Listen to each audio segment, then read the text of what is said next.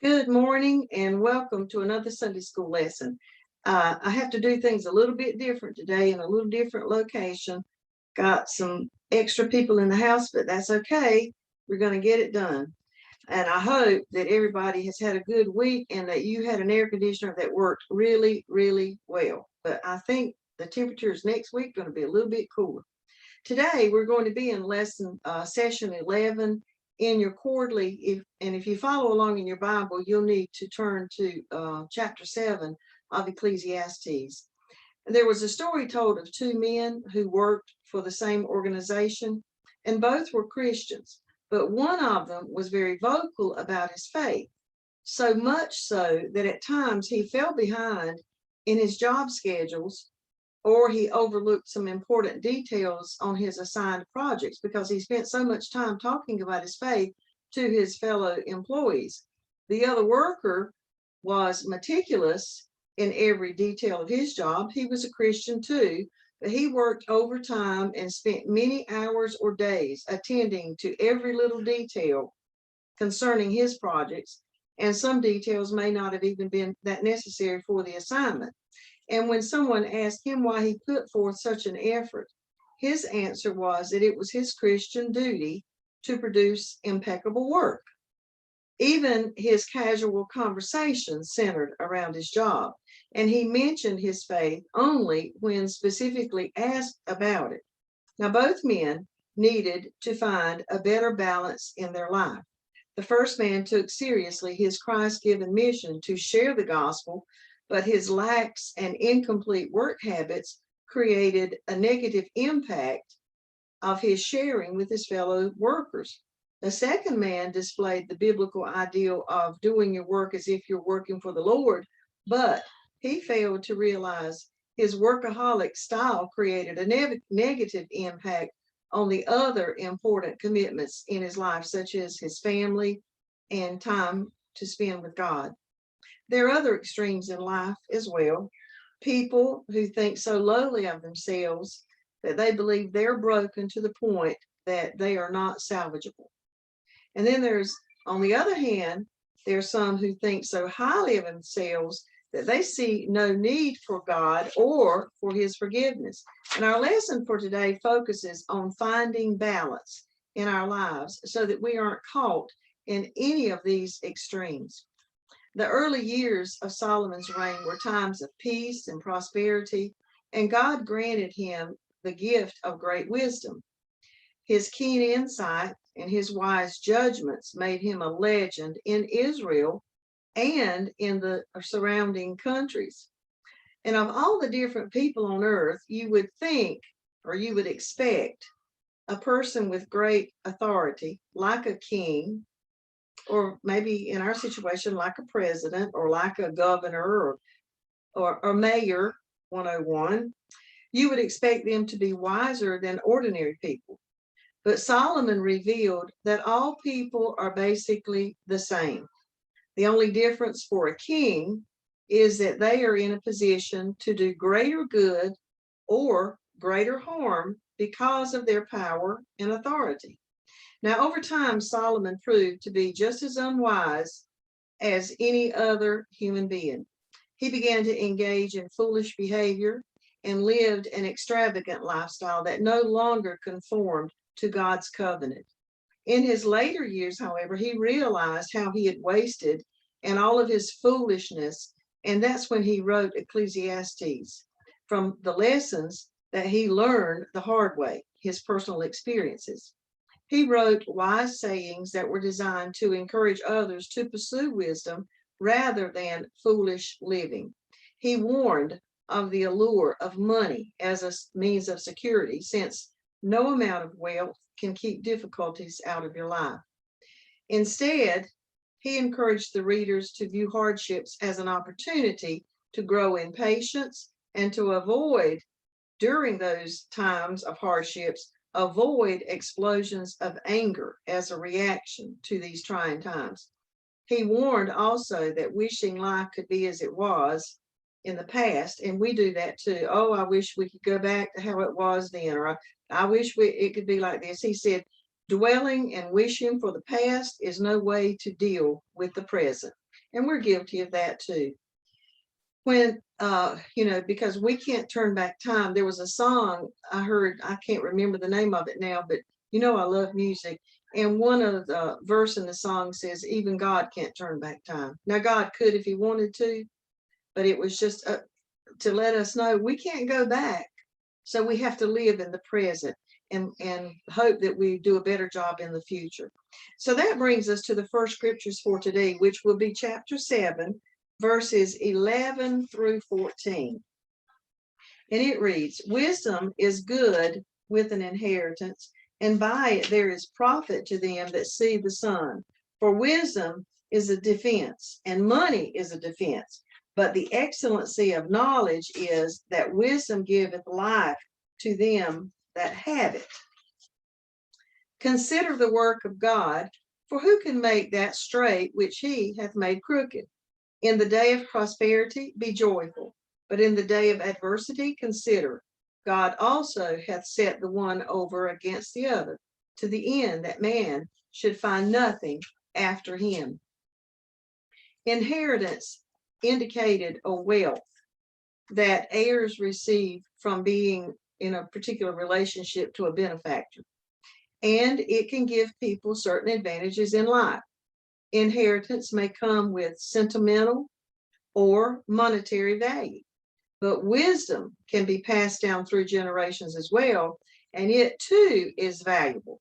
More valuable, Solomon realized, than inherited wealth, because it not only provides security in this life, but also in the life to come. Surely, having money provides protection in a financial crisis, but money can be easily wasted or lost through foolish living, and neither can it guard against sickness or tragedies of life.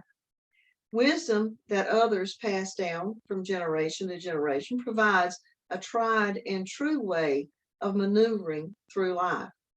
And not to say that wise Christians never get sick, but a person who has true wisdom can be a better steward of his or her wealth, and can, through wise and healthy habits, generally enjoy a longer life expectancy. And then Solomon asked a rhetorical question. If you consider God's work, who can make straight what he made crooked? And of course, the answer is no one. Human beings cannot override God's sovereign rule or the divine order of his creation. Even though money does play a necessary role in our lives, no amount of wealth and no level of earthly wisdom now, can change the work of God. And sometimes there will be events in our lives that we just don't understand. God does not reveal his purpose or provide answers to all of our questions. But Solomon indicates a wise person knows how to respond to good times and to bad. When times are good, be happy and graciously and gratefully enjoy life's blessings. But just keep in mind that every good and perfect gift is from above. And because of that, cultivate an attitude of generosity toward others who are in need. And just as good times are from the hand of God, so are the times of adversity. And if you remember our recent study of Job and his response to his wife when she criticized him for maintaining his integrity, in chapter 2, verse 10, Job asked her, well, should we accept only the good from God and not adversity? There are times when we will boldly praise God for his blessings. And there are also times when we'll fall to our knees in sorrow and pain and realize our only hope is found in God. The basic truths that Solomon expressed were, number one, praise God in prosperity, and number two, trust God in adversity. In the next scriptures, Solomon called for God's people to approach life with realistic wisdom and to avoid the extremes of moral self-righteousness or foolishness. And that would be coming from verses 15 through 18. All things have I seen in the days of my vanity. There is a just man that perisheth in his righteousness, and there is a wicked man that prolongeth his life in his wickedness. Be not righteous over much, neither make thyself overwise. Why shouldest thou destroy thyself?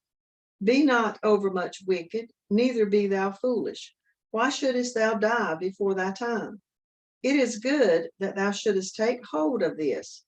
Yea, also from this withdraw not thine hand, for he that feareth God shall come forth of them all. Solomon began his reign by asking God to give him wisdom. He lived in righteousness, and he had a zeal for God. He built and dedicated a glorious, magnificent temple to God. But he began to drift from his devotion to the Lord, and he failed to follow his commands. He acquired a large harem, married many royal women from surrounding areas where idolatry was prevalent. He built temples that were dedicated to his wife's pagan gods. So in these scriptures, when Solomon wrote that he had seen all things in the days of his vanity, or the days when he lived foolishly, he was speaking the truth from his own experiences, which he realized was vain and meaningless. He had witnessed the lives of righteous people end while they were living righteously. And he had also seen wicked people live longer lives in spite of their wickedness. And that was perplexing to many of his day because of the biblical writings to which they had access. Exodus 20:12 says, honor your father. I got to get my notes here. Honor your father and your mother so that you may live long in the land the Lord your God is giving you. And in Deuteronomy 5:33, it says, walk in obedience to all that the Lord your God has commanded you, so that you may live and prosper and prolong your days in the land that you will possess. So according to the theology of Solomon's days, righteousness was gained through compliance with the law, but people struggled to comply to all of the laws perfectly. And Solomon learned through his own failures and his frustrations that perfection was impossible. And righteousness did not prevent suffering or death. So his warning of not to be righteous over much or excessively righteousness was directed to hypocritical living, where a right relationship with God was believed to be earned. In the verses from Exodus and Deuteronomy, it seems that if you followed the laws, then you'd live long. And the assumption was that if you didn't follow the laws, then your life would be a disaster. And Solomon had learned that righteousness was not attained by works, but it was attained by faith, and not perfection of the laws or any amount of work that you can do. What was important was the motive behind the works. And, there are authors that analyze the scriptures and give you ideas. And one of the ideas and one of the examples that was given for this was that we might consider a child who sees another one get a reward for doing what is right. And so they do a good deed too in hopes of getting a reward. But it was not because it was the right thing to do, it was because they wanted the reward. And this was this example given by the writer for this lesson just happened with me last weekend when I was with Scarlett and Savannah. Morgan has been trying to teach the girls to put away a toy before they take out another one, so that their playroom doesn't turn into a disaster area. And without being told, Scarlett cleaned up the playroom, and she was proud of what she had done, and she wanted me to see it. And of course, I was impressed, and I oohed and awed, and I bragged on her, and I gave her a tangible reward. Well, Savannah saw me give her a reward, and she heard all the wonderful things I was saying to Scarlett and telling her how I was so proud of her. And there was one doll stroller that was still out in the living room, and it was one that Savannah had been playing with. And as soon as she heard me talking to Scarlett, and she saw me give Scarlett a reward, well, she jumped up and she moved that doll stroller right where it was supposed to be in the playroom.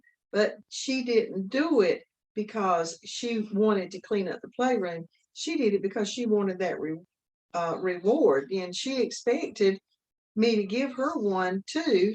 And of course, being the grandmother, or the Minga as they call me, of course I did. But Her motive was purely for what she could gain. And Solomon warned that our motives for our good actions could be condemning us instead of creating a right relationship with God.